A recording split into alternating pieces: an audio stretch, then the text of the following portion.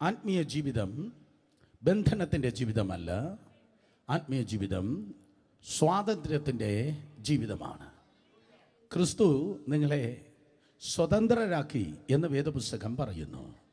രക്ഷിക്കപ്പെട്ട് ദൈവത്തിൻ്റെ ആത്മാവിൽ നിറയപ്പെട്ട് ജീവിക്കുന്ന ഒരു ദൈവപൈതൻ്റെ ജീവിതം ഏതോ ശത്രുവിൻ്റെ ജയിലിൽ കിടക്കുന്നതല്ല, പകരം സ്വാതന്ത്ര്യമാണ്.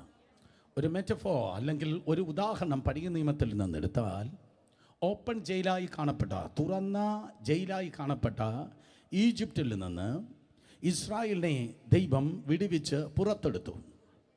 അവനെ പുറത്തെടുത്തത് മരുഭൂമിയിൽ പട്ടുപോകാനല്ല, പകരം വാഗ്ദത്ത ദേശത്ത് അവർ എത്തുവാൻ വേണ്ടിയാണ്.